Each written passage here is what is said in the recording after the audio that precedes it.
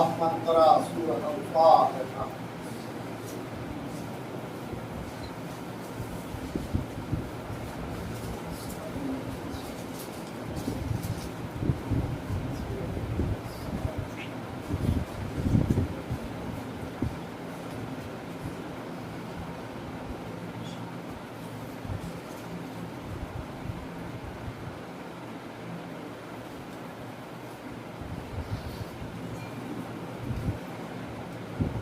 لا حول ولا قوة إلا بالله العلي العظيم.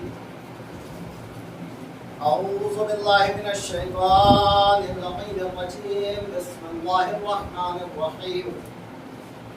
الحمد لله رب العالمين بارئ الخلائق أجمعين، والصلاة والسلام والتحية والإكرام الذي سيد أصل ما في الوجود، سر الله في كل موجود، نقطة دائرة الوجود، صاحب لواء الحمد والمقام المحمود، مولده بمكة وحجرته بطيبة، على بها ذكر خاشية وموضع الشافية، أرسله بالدين المشهود والكتاب المسكون والعلم المعصوم، مولانا ومقتدانا وحادينا أبي القاسم محمد وعلى أهل بيته الطيبين الطاهرين المعصومين المظلومين، ولعنة الله على أعدائهم أجمعين من بيننا هذا إلى قيام يوم الدين. أما بعد فقد قال حضرت ابا عبد الله الحسين عليه الصلاة والسلام: بسم الله الرحمن الرحيم. الناس عميل الدنيا والدين لائق على ألسنتهم، فإذا محسوا بالبلاء قلت ديانه صلوات محمد.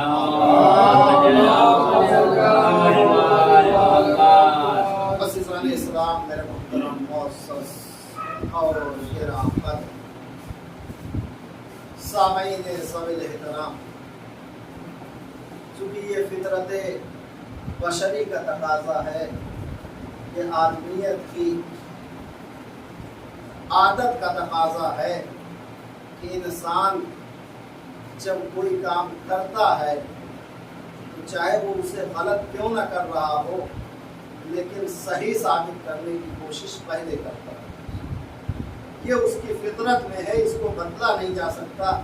آپ کو کوئی ایک ایسا آدمی نہیں نظر آئے گا کہ جس نے کوئی کام کیا ہو اور کرنے کے بعد یہ دعوے کے ساتھ کھڑا ہو کے کہہ رہا ہو کہ میں نے جو کیا ہے وہ غلط کیا ہے۔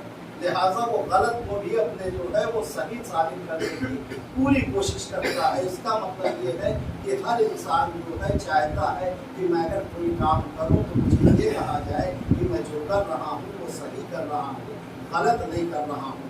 میں نے اسی اعتبار سے جو ہے آج چونکہ 2 محرم الحرام ہے، لہٰذا میں نے اسی اعتبار سے اپنا عنوان بیان بھی آپ کے سامنے امام حسین علیہ السلام کا خطبہ ہے، جس کا ایک چھوٹا سا ٹکڑا آپ کے اذہانیہ عالیہ کے سامنے رکھا ہے، کہ جس میں امام حسین علیہ السلام جو ہے وہ لوگوں کی خاصیت اور جو ہے ان کی حرکات و سکنات کے بارے میں بتا رہے ہیں، اس لیے کہ امام حسین سے بڑا جو ہے وہ کائنات میں ہادی کوئی نہیں ہے۔ اور یہ بات میں آپ کو یہ بھی عرض کرتا چلوں، یہ جو امام نے خطاب کیا ہے یہ اپنے شیعوں کے متعلق خطاب کیا ہے، اپنے شیعوں سے خطاب کیا ہے، اس میں غیروں سے خطاب نہیں ہو رہا ہے۔ اور یہ خطاب بھی ایسا ہے کہ 2 محرم الحرام کو کربلا پہنچنے کے بعد حسین کے اصحاب نے مولا حسین سے پوچھا کہ اے فرزند رسول، یہ بتائیے کون سے ایسے حالات بن پڑے کہ ہم یہاں تک پہنچے؟ ابھی زیادہ دن نہیں گزرا ہے، صرف 50 سال کا وقفہ گزرا ہے، چونکہ رسول کو اس دنیا سے گئے ہوئے 10 ہجری میں رسول دنیا سے گئے ہیں۔ واقع کربلا جو ہے وہ 60 ہجری کا ہے، یعنی ٹوٹل 50 سال ہوا ہے۔ اور رسول کے دور میں کیسے حالات تھے؟ جیسے بھی رہے ہوں، کم سے کم اعلان غدیر کے وقت جو ہم نے مجمع دیکھا تھا وہ 1.25 لاکھ مسلمانوں کا مجمع تھا، تو کم سے کم اتنا تو کہا جا سکتا ہے کہ رسول کم سے کم جو ہے وہ 1.5-2 لاکھ مسلمان کم سے کم وہ مکے اور عرب अरब के अतराफी में छोड़ के गए थे। रसूल के दौर में इस्लाम इतना बुलंदी पे था, लेकिन 50 साल के अंदर कौन सी ऐसी मुसीबत आन पड़ी, कौन सा ऐसा माहौल बन गया कि अब मौला फरमा रहे हैं कि हम इस मकाम पे पहुंच गए हैं कि जहाँ पे जिस तख्त का वारिस रसूल जैसा इंसान था, जिस तख्त का वारिस अली जैसा इंसान था, आज 50 साल में हालात इतने बन गए हैं कि उसी तख्त के ऊपर एक अलबेला नौजवान बैठा हुआ है और बैठ के खुल्लम खुल्ला ये दावा कर रहा है कि न कोई दीन आया था, न कोई शरीयत आई थी, न कोई कुरान आया था, न कोई किताब आई थी। माज़अल्लाह ये बनी हाशिम का हुकूमत करने का ढोंग था जिसके लिए ये सब रचाया गया। ये यजीद का खुतबा है जो उसने तख्त पर बैठने के बाद किया। तो अब इमाम हुसैन अलैहिस्सलाम से असहाब ने पूछा, मौला कौन सी ऐसी हालात आ गए कि 50 साल में हालात इतना बदल गए कि जिस तख्त का वारिस रसूल को समझा जाता था, आज उस तख्त पे यजीद बैठा हुआ है और लोग जो है खामोशी से बैठे हुए उस चीज को सुन रहे हैं, कोई एतराज नहीं कर रहा, किसी से कोई एतराज नहीं है, सब के सब बैठे हुए सुन रहे हैं। तो अब रसूल इमाम हुसैन अलैहिस्सलाम उसकी वजह बयान करते हुए फरमाते हैं अपने पहले खुतबे में, करबला पहुंचने के बाद इमाम का ये पहला खुतबा है जिसमें इमाम फरमा रहे हैं, उसका एक छोटा सा ये टुकड़ा है कि अन्नास उबीदुद दुनिया। ये ऐसे हालात क्यों बने इतने कि यजीद जैसे को लोग एक्सेप्ट करने लगे। फरमाते अन्नास उबीदुद दुनिया, ये इंसान जो है वो दुनिया का बंदा बन चुका है। अल्लाह ने क्या बनाया हमको?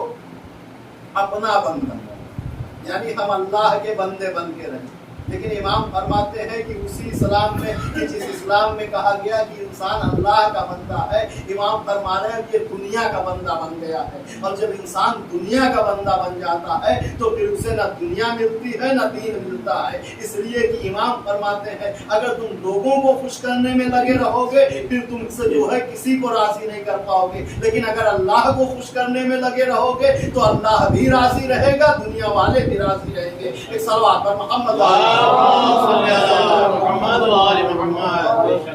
तो जो है आप बच नहीं सकते हैं। अब इमाम फरमा रहे हैं कि हमने अल्लाह ने इंसान को अपना बंदा बनाया था, लेकिन इमाम फरमाते हैं वन्नास उबीदुद दुनिया, ये इंसान जो है वो दुनिया का बंदा हो गया है।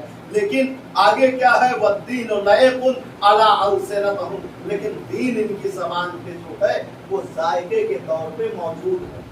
मतलब ऐसा नहीं है कि ये दीन छोड़ दिए हो, मतलब इमाम फरमा रहे दीन इनकी ज़बान पे है। मतलब जब इंसान कलाम करेगा तो आप ये नहीं पहचान पाएंगे कि ये बेदीन है, बल्कि सबसे बड़ा दीनदार नजर आएगा जब बोलेगा। होगा नहीं लेकिन दिखाने के लिए सबसे बड़ा दीनदार नजर आएगा। जो भी बोलेगा दीन बोलेगा, जबान से उसकी दीन छलता हुआ नजर आएगा। लेकिन इमाम फरमाते हैं दीन इसकी जबान पे जो है वो जायके के तौर पे मौजूद है, चाशनी के तौर पे मौजूद है। यानी इंसान मजहब को जो है वो अपने जायके के तौर पे इस्तेमाल करता है। अच्छा, ये जो जायके के तौर पे थोड़ा सा मजहब इसके पास बचा हुआ है, क्या ये बरकरार रहता है? अगर यही इतना बरकरार रहे तो कोई मसला ना हो, आसानी से बात हल हो जाए, भाई चलो दिल से नहीं कम से कम जबान ही से मौजूद है। लेकिन इमाम फरमाते हैं, और ये बात गौर करिएगा, ये गैरों के लिए इमाम नहीं कह रहे हैं, उनके लिए कह रहे हैं कि जिन्होंने इमाम का शिया होने का दावा किया है, इमाम उनके बारे में खुतबा दे रहे हैं कि ये लोग जो है वो दुनिया के बंदे हो गए हैं और दीन इनकी जबान पे सिर्फ जायके के तौर पे रखा हुआ है। लेकिन क्या ये दीन इनके पास हमेशा बाकी रहता है? फरमाया नहीं, हमेशा नहीं बाकी रहता है, बल्कि कब तक रहता है? फरमाया फाइजा महसूबिल बला, जब तक कि हम इनको आजमाइश में न डालें, जब तक ये दीनदार बने रहते हैं। फाइजा महसूबिल बला, लेकिन जैसे हम इनको आजमाइश में डालते हैं, फरमाया कल्लत दय्यानहु, जो थोड़ा सा दीन इनकी जबान पे था वो भी इनसे रुखसत हो जाता है। यानी हम दीन को उसी वक्त तक मानते हैं कि जब तक हमारी दुनिया सलामत रहे, लेकिन अगर दीन हमारी दुनिया से टकराने लगता है तो पहले हम अपनी दुनिया बचाते हुए नजर आते हैं, फिर बाद में हम दीन को संभालने की कोशिश करते हैं। एक सलवात पर मोहम्मद। लेकिन हम ये भूल जाते हैं कि दीन बचा, दुनिया बचाने के चक्कर में कहीं दीन का तो नुकसान नहीं कर बैठ रहे हैं। जब तक हम दीनदार दिखाते हैं अपने आप को, लेकिन जितना दिखाते हैं, इमाम चूंकि नियतों का जानने वाला होता है, उतने हम हकीकत में होते नहीं हैं। भाई ये इस्लाम मजहब ऐसा है कि जिसमें कोई कैद नहीं है। यहाँ पे ये नहीं कहा गया कि आप दुनिया छोड़ दीजिए या आप दीन छोड़ दीजिए। अगर आपने दुनिया छोड़ दी जब भी आप काफिर हो जाएंगे, अगर आपने दीन छोड़ दिया जब भी आप काफिर हो जाएंगे। लेकिन यहाँ पे सबसे बड़ा मसला ये है कि हम कितना दीन लेके चलें और कितनी दुनिया लेके चलें। भाई दीन और दुनिया हमें दोनों लेके चलना है, लेकिन हमारे पास कितना दीन होना चाहिए और कितनी दुनिया होना चाहिए। आया क्या जो हम ही लेके चल रहे हैं वही सही है कि हम जब तक हमारी दुनिया से दीन न टकराए जब तक हम दीनदार बने रहते हैं, लेकिन जैसे दीन हमारी दुनिया से टकराता है हम दीन को पसे पुष्ट डाल देते हैं, पहले अपनी दुनिया संवारते हुए लग जाते हैं। तो क्या हमें दीन और दुनिया जो हम लेके चल रहे हैं यही मेयार है या कुछ मेयार इस्लाम और बता रहा? जब हमने देखा कि इस्लाम क्या कह रहा, जो हम लेके चल रहे हैं आया वो सही है या जो इस्लाम बता रहा है कोई और बता रहा है। अब अमीर मुमकिनात गालिब कुल गालिब अली इब्न अबी तालिब से पूछा गया, मौला इस्लाम कहता है कि हमें दीन भी लेके चलनी है और दुनिया भी लेके चलना है, लेकिन हम कितना दीन लें और कितना दुनिया लें?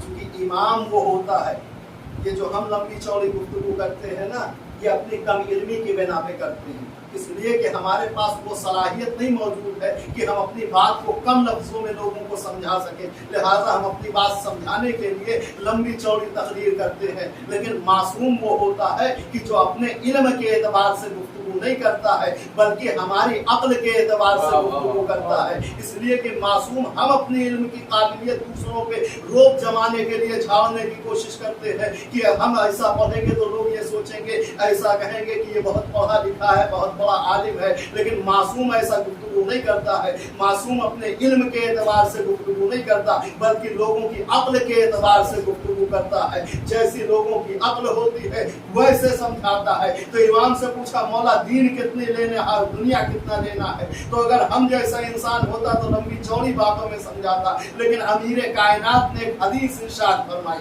इमाम फरमाते, अगर तुम्हारी जान के ऊपर मुसीबत बन आए तो माल के जरिए से अपनी जान की हिफाजत करो। और यही वो रवायत है कि जिससे जो है सदक़े की रवायत कायम हुई है कि अगर घर से निकलने चलो तो सदका निकाल के निकला करो तो तुम्हारी मौत भी टल जाएगी। इसलिए कि जान का जो सदका है वो माल ही करार दिया गया है। और इमाम यही फरमा रहे हैं कि अगर तुम्हारी जान के ऊपर बना तो माल के जरिए से अपनी जान की हिफाजत कर। एक तरफ है जान, दूसरी तरफ है माल।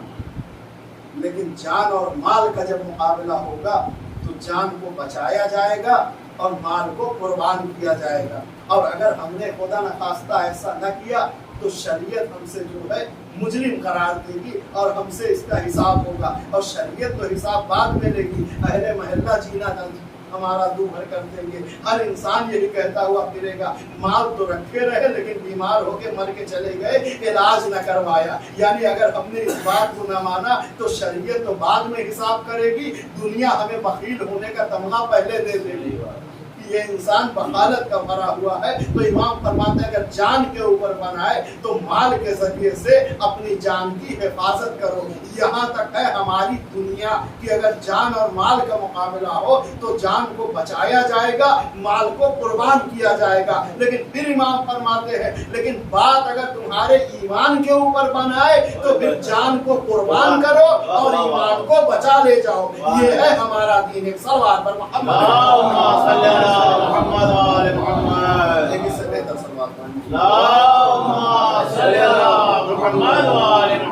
दीन और दुनिया का कितना फर्क है। इमाम बता रहे हैं कि दीन हमें कितना लेना है और दुनिया कितनी लेनी है। लेकिन एक तरफ हमारा हाल क्या है, इमाम फरमा रहे हैं कि ये इंसान दुनिया का बंदा हो चुका है। दीन तो ये दिखावे के तौर पे अपने सामने रखता है लेकिन हमेशा नहीं रखता है। बस उसी वक्त तक ये दीनदार बना रहता है जब तक इसकी दुनिया सलामत रहे। जैसे ही दुनिया इसकी खतरे में आती है, ये दीन को बचाता हुआ लेके चला जाता है, दीन को छोड़ के दुनिया बचाता है। अजीजों, मोमिन हो जाना बड़ी बात नहीं है, मोमिन रह के दुनिया से गुजर जाए इंसान, ये बड़ी बात है। इसलिए कि ईमान का आ जाना, विलायत अली का दिल में समा जाना, इसमें हमारा आपका कोई कमाल नहीं है, ये तो हमारी माओं का कमाल है, जिन्होंने तहारत का ख्याल रखा कि हमारे दिल में विलायत अली आ गई। इसको बचा के लेके चले जाना, ये बड़ी बात है। इसलिए कि जब सिक्कों की खनक इंसान को सुनाई देती है ना, तो अच्छों का ईमान जो है वो कब रुखसत हो जाए कुछ पता नहीं। इसलिए कि अजीजों, आप तारीख से पूछे तो आपको बताएगी इब्ने मुल्जिम अपने आप को कितना बड़ा मोमिन समझता था। जब बैत कर रहा था तो अमीर मुमकिनात ने 3 बार पूछा था, बैत तोड़ेगा तो नहीं, बैत तोड़ेगा तो नहीं, बैत तोड़ेगा तो नहीं। उसने कहा ये दिन मुझे देखना ना पड़े कि मैं बैत आपकी तोड़ूं। लेकिन क्या हुआ, चंद सिक्कों के लिए इस अंदाज में लिखा कि अमीर मुमकिनात का कातिल करार पाया। उमर साद इब्ने ज़ियाद चूंकि कमजोर नस जानता था, कूफे में जैसे ही गवर्नर बन के आया, बुलाया उमर साद को, हुसैन को कत्ल कर दे। उमर साद का जवाब पता है, खुदा की लानत हो तेरे ऊपर, मैं हुसैन को कत्ल करके दुनिया और आखिरत का अजाब अपने सर खरीद लूं। जाने लगा उमर साद। इब्ने ज़ियाद कमजोर नस जानता था, आवाज दे रहे की हुकूमत तेरी, रहे तेरा। घर आन के कहता है पता नहीं जन्नत है नहीं है, दोज़ख है नहीं है, कौसर व सलसबील है नहीं है, और रह की हुकूमत तो सामने नजर आ रही है। और अक्लमंद इंसान वो है कि जो नगद का भरोसा करे, हार के ऊपर तकिया न करे। रह की हुकूमत सामने नजर आ रही है। रही बात अगर जन्नत दोज़ख हुआ तो बाद में तौबा कर दूंगा, जबकि वो ये भूल जाता है कि आले मोहम्मद पे जुल्म करने के बाद जो चीज सबसे पहले साथ छोड़ती है उसे अहले शरीफ कहा जाता है। इसलिए कि इनसे बगावत करने के बाद पलटने का मौका नहीं मिलता। लिहाजा क्या हाल हुआ वो तो दूर की बात, आपको शायद लग रहा हो ये बात जो मैं कह रहा हूँ यूं ही। जनाब मुस्लिम के हाथ पे कितने आदमियों ने बैत की? 18,000 की तादाद आपको पता है ना। और ये सब कौन थे? अपने आप को सब शियाने अली कहते थे, अली का चाहने वाला कहते थे। और ये बात मैंने खुद रवायतों में पढ़ी है। जब जनाब मुस्लिम ने जोहर की नमाज पढ़ाई है दारुल अमारा का मुहासरा करके, तो 18,000 से ज्यादा आदमी थे। इब्ने ज़ियाद के पास कोई लश्कर नहीं था, सिर्फ चंद आदमी थे, वो भी महल के अंदर घिरे हुए थे। एक मर्तबा जैसे ही अगर इन लोगों ने बर वक्त कार्रवाई की होती तो ये हालात न बनते, लेकिन जैसे ही महल घिरा इब्ने ज़ियाद ने आवाज दी, खजाने का मुंह खोल दिया जाए। खजाने का मुंह खोला गया। इब्ने ज़ियाद ने सोने के सिक्कों को उठाया, आवाज देता है मुझे नहीं पता कि खुदा कौन है, लेकिन है सोने के सिक्कों में तुम्हें अपना खुदा तस्लीम करता हूँ, तुम ही कुछ करामात दिखाओ। ये कहने के बाद उसने अपने फौजियों को हुक्म दिया इन सिक्कों को ले जाओ, जितने भी लोग जनाब मुस्लिम के साथ मौजूद हैं इनके घरों में जाके इनकी औरतों को जो है इन सोने के सिक्कों को दो और कहो कि अपने अपने आदमियों को बुला ले वापस। सोने के सिक्के ने 1 घंटे के अंदर ऐसा कमाल दिखाया कि जहां जोहर में 18,000 आदमी थे, जब मुस्लिम ने मगरिब पढ़ाई तो 5 आदमी बचे थे, जब ईशा पढ़ाई तो कोई नहीं। तो अजीजों, मोमिन होना बड़ी बात नहीं है। ईमानदार आदमी दुनिया से गुजर जाए, ये बड़ा है मसला है। इसलिए कि अजीजों, आले मोहम्मद ने हमारे लिए क्या कुछ नहीं किया। 2 मुहर्रमुल हराम हमारे और आपके दरमियान से धीरे धीरे रुखसत हो रही है। इसलिए कि अज़ादारों, ये वो तारीख है कि जहाँ पे गरीब ज़हरा करबला में वारिद हो चुके हैं। गाजी अब्बास ने आये तत्हीर पढ़ के ख़याम हुसैनी की तनाबों को नस्ब किया और दुश्मनों की तरफ देख के मुखातब हो के आवाज़ दी, ए अहले कूफा व शाम, खबरदार तुम्हारे घोड़ों की टापों की आवाज़ें भी ख़याम हुसैनी में नहीं जानी चाहिए, इसलिए कि अली की بیٹیاں آرام کر رہی ہیں۔ عزاداروں، لشکر پہ لشکر آتے تھے، جب کوئی لشکر آتا تھا نا، فوراً جو ہے وہ اپنی طاقت کا مظاہرہ کرنے کے لیے اپنے ہتھیاروں کی چھنکار کو بلند کرتا تھا۔ گھوڑوں کے ہنہنانے کی آوازیں، اونٹوں کے بلبلانے کی آوازیں جب خیمے میں جاتی تھی، علی کی بیٹی زینب کا دل بیٹھ جاتا تھا، فوراً امام حسین کو بلاتی تھی، بھیا کون آیا ہے؟ بہن ہمارے خون کے پیاسے آئے ہیں۔ پھر کوئی لشکر آیا، بھیا کون آیا ہے؟ ہمارے خون کے پیاسے آئے ہیں۔ عزاداروں، 4 محرم آتے آتے لشکر کربلا کا میدان دشمنوں کے لشکر سے گر گیا۔ علی کی بیٹی نے حسین کو بلایا، گلے میں باہیں ڈال دی، بھیا سارے دشمن آ رہے ہیں، کیا اس بھری دنیا میں آپ کا کوئی چاہنے والا نہیں ہے؟ ایک مرتبہ حسین نے کہا، ہاں بہن زینب، میرے بچپن کا دوست حبیب ابن مظاہر موجود ہے، میں خط لکھ کے بلائے لیتا ہوں۔ عزادارو، حسین اب خط لکھ رہے ہیں۔ کس انداز میں حسین نے لکھا؟ انا حسین ابن فاطمہ الی الرجل الفقیہ حبیب ابن مظاہر، اے حبیب تمہاری اور ہماری دوستی کی گواہ میری ماں فاطمہ الزہرا ہے۔ اے حبیب میں تمہیں زحمت نہ دیتا، لیکن کیا کروں، میرے ساتھ علی کی بیٹیاں موجود ہیں۔ عزادارو، حبیب حسین خط بند کرنے لگے۔ زینب نے آواز دی، بھیا ایک جملہ میری طرف سے بڑھا دو، بھیا لکھ دو کہ حبیب آنے میں ذرا جلدی کرنا، کہیں ایسا نہ ہو تمہیں آنے میں تاخیر ہو جائے اور حسین ذبح ہو جائے۔ جزاکم ربکم خیر الجزا۔ بس 2 جملے عزادارو گفتگو تمام کر رہا ہوں۔ قاصد خط لے کے چلا، لیکن کوفے کے حالات عام حالات نہیں تھے۔ کوفہ چھاونی میں بدل چکا تھا، ہر طرف ماشاء اللہ لگا ہوا تھا کہ کوئی کربلا حسین کی مدد کرنے کے لیے نہ جا سکے۔ اسی اسنا میں قاصد بچتا بچاتا ہوا دیکھا ایک دکان کھلی ہے، ایک ضعیف کھڑا تھا۔